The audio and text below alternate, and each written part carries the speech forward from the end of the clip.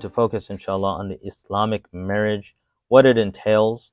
And here in this chapter, we're going to look at the following. Firstly, the fact that nikah is a contract. It is a contract. We're going to discuss this. Then we're going to look at the Islamic household dynamic. How does the Islamic household look like in Islam? Like, what are we taught? Then we go into rights, like the actual bare bones court rights of spouses. So what I mean by spousal rights are not things you should do, but things that you absolutely must do for it to be considered a marriage. If you don't do this, a judge can annul and break your marriage. There's an Islamic judge, because you're not fulfilling these, right? And they're not that many, very few. If you don't do them, the judge can break your marriage up because you've hit rock bottom. So those are the actual bare bones rights in Islam. And then on top of that, the rights are not what makes a marriage successful. It's the etiquettes, the adab, the sunnahs. So then we're going to look at things that we can have to improve our nikah and make us happy. Let's go ahead and focus on the nikah contract. Firstly, we have to understand that Allah subhanahu wa ta'ala has created deen very comprehensively. Islam is extremely comprehensive in the fact that it doesn't just focus on worship. Unfortunately, we don't, practice on Islamic law in this country or any country for that matter. So the way we grew up is like we think Islam is just acts of worship. Just salah, zakah, sawm, hajj, and that's it. And then the rest of my life is different. That's the law of the land. But in reality, Allah subhanahu wa ta'ala has given us rulings for every facet of life. And that's why if anyone has studied a fiqh book, you will notice that there are 4 major portions. Only one of that is acts of worship. So 25% of Islam is acts of worship. The rest of the 75 is dealing with people. So another quarter is going to be nikah, interpersonal law. So how to deal with marriage, divorce, bringing up children, family rights, those kind of things. That's 1/4 of Islam. Another quarter is going to be business transactions. So we have rulings regarding business, like riba and stuff like that, right?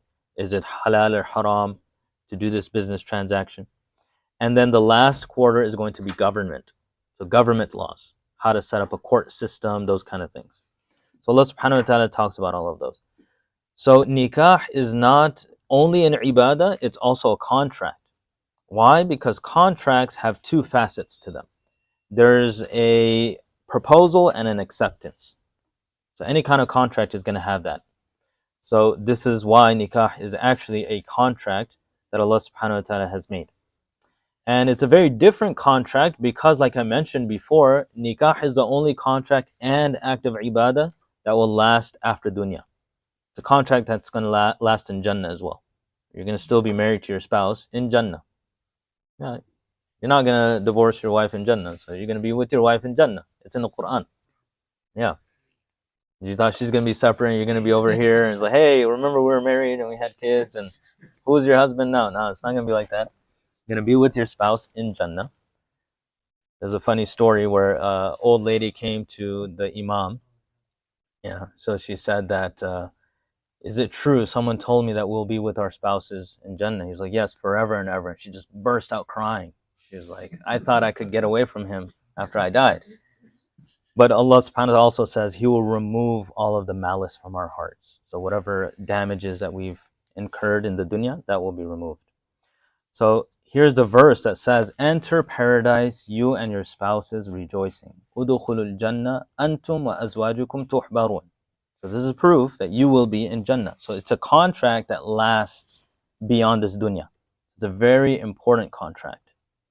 Allah subhanahu wa ta'ala also says regarding nikah, He is the one who creates human beings from a humble liquid, then establishes for them bonds of kinship and marriage. For your Lord is most capable. So Allah subhanahu wa ta'ala talks about His ni'mah, His blessing that He has given us, and that is nikah. But along with any blessing, there's a lot of responsibility. The greater the blessing, the greater the responsibility. Didn't Spider-Man say something like that? Okay, that's a little bit different. Okay, but I'm saying the greater the ni'mah, the greater the responsibility.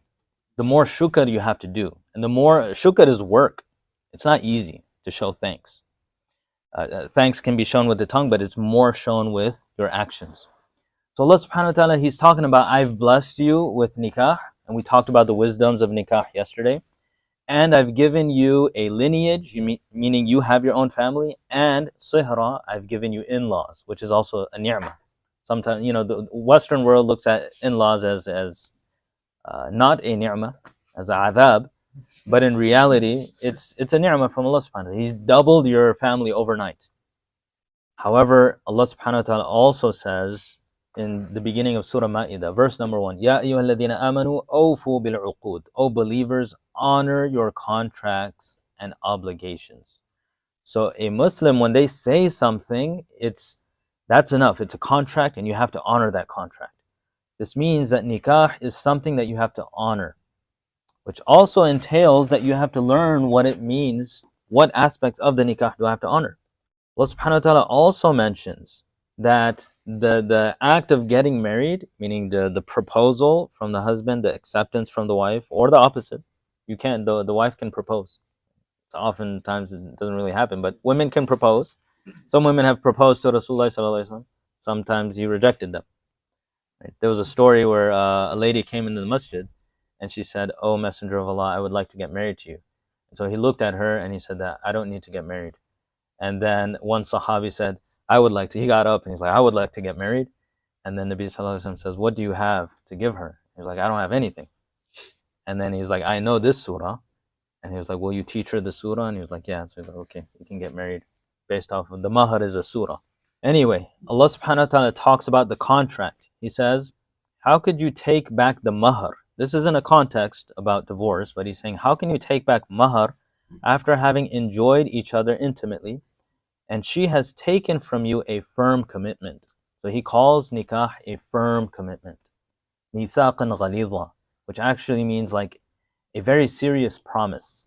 Nikah is a serious promise. And that's why there is a hadith where Rasulullah sallallahu alaihi wasallam says, Thalathun hazluhunna hazlun wa jidduhunna. Hazluhunna jiddun wa jidduhunna jiddun. Or it could be the other way around. There are three things. If you joke with them, they're serious. And if you're serious about them, they're serious. Two of them I've already mentioned to you. Nikah, talaq, and itq, meaning setting a slave free. In Islam, if you jokingly say to your slave, you're free, he's actually free. And if you jokingly get married, you've gotten married. This doesn't work with males and females with females, obviously. It won't work. But if, all the conditions are met, and if you jokingly divorce, you actually got divorced. I actually gave a khutbah about this. A brother came and he told me that, if what you said is true, then I've been divorced, because he gave like hundreds of divorces to his wife. And there's no coming back from that. So I told him, you guys are separated. There's nothing you can do about it. So we have to be very careful with our words. Muslims are very serious about their statements. You can't joke around. And the sad part is we live in a culture where joking is promoted a lot. Just joking about everything, sarcasm, this and that. You joke around with divorce or nikah, it's no joke. So this is a very serious contract that Allah subhanahu wa ta'ala is telling us, and He is saying that don't play around with it. It is very serious. And there have been some ahadith. A lady came to Rasulullah sallallahu alaihi wasallam. I'm not going to mention the whole hadith because it'll take some time. But she was asking, what is the right of the husband over the wife?